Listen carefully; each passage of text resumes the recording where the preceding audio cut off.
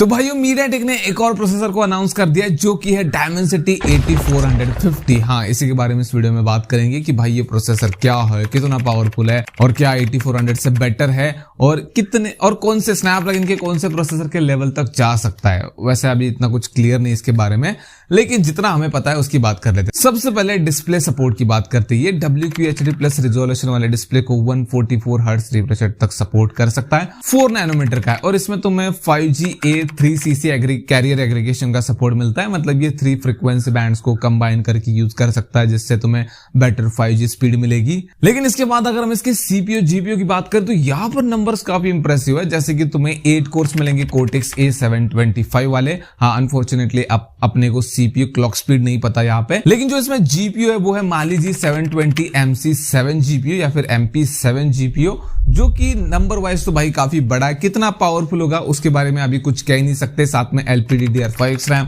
UFS 4.0 storage type का support मिलता है, Wi-Fi 6E ब्लूटूथ वर्जन 5.4 का सपोर्ट मिलता है। इसके अलावा 320 मेगापिक्सल के सिंगल कैमरा को सपोर्ट करेगा। 4K 60 FPS HDR का सपोर्ट मिल जाता है। सारे जो स्पेसिफिकेशन है वो एक साथ बता दे रहा हूं मैं, ताकि हम बात करें इस प्रोसेसर के ऊपर, मतलब बात कर सके ठीक से। अब स्पेसिफिकेशन खत्म हो गए, अब बात करते हैं कि भाई इस प्रोसेसर का पोटेंशियल क्या है। तो देखो, अभी जो नंबर्स निकल कर आ रहे उस हिसाब से इसमें तुम्हें 44% बेटर मल्टीकोर परफॉर्मेंस मिलेगी और 41% बेटर एफिशिएंसी मिलेगी कंपेयर टू Dimensity 8300 अल्ट्रा, जो कि आया था पोको X6 Pro में। अब ये बात तो हमें पता थी कि भाई 8300 अल्ट्रा से तो ज्यादा पावरफुल होने वाला, लेकिन 8400 से कितना पावरफुल होगा या फिर दोनों में डिफरेंस नहीं होने वाला। तो अभी एक और नंबर निकल कर आया जो कि रूमर है कि 25% बेटर NPU होगा, मतलब AI टास्क बेटर हैंडल कर पाएगा 8400 अल्ट्रा के कंपैरिजन में।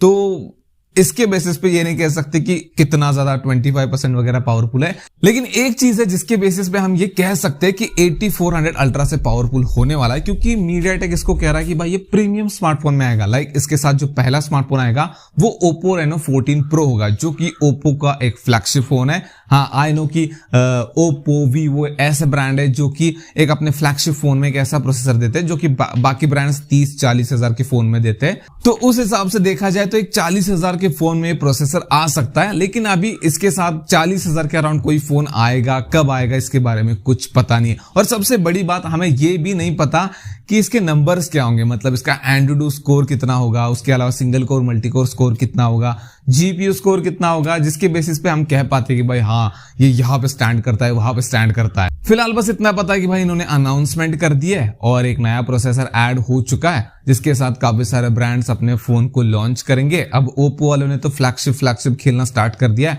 उनको मैं उतना मतलब सीरियस नहीं लूंगा नहीं कि भाई इस प्रोसेसर की इतनी प्राइस बनती है। जब Realme, Redmi, iQOO जैसे ब्रांड अपने स्मार्टफोन लेकर आएंगे इस प्रोसेसर के साथ, तब कुछ कह सकते हैं। अभी रिसेंटली 8350 आया, उसके साथ हमने 30,000 के नीचे फोन देखा। अब उस हिसाब से देखा जाए तो 8400 वाला फोन 25,000 का मिलता है। तो ये अगर 8400 और 8500 तो अभी आया नहीं, लेकिन जो Dimensity 9400E आ चुका है, इन दोनों के बीच में अगर स्टैंड करता है तो उस हिसाब से इसकी प्राइस भी 30,000 बनती है। लेकिन अगर 30,000 के फोन में लाएंगे तो फिर 8350 का क्या होगा। तो उस हिसाब से देखा जाए तो मुझे लगता है कि ये 35,000 से लेकर 40,000 के स्मार्टफोन में आ सकता है, क्योंकि Dimensity 9400E के साथ जो फोन आने वाले थे वो भी कुछ कैंसिल से लग रहा है। जैसे कि OnePlus Nord 5 में हमें Dimensity 9400 मिल सकता है, ऐसी पॉसिबिलिटी थी, लेकिन उसको भी चेंज करके अब 8S Gen 3 कर दिया है। और Realme GT7 के अलावा ऐसा कोई दूसरा फोन नहीं दिख रहा अंडर 40,000 जिसमें Dimensity 9400E है। तो मुझे लगता है कि 9400E को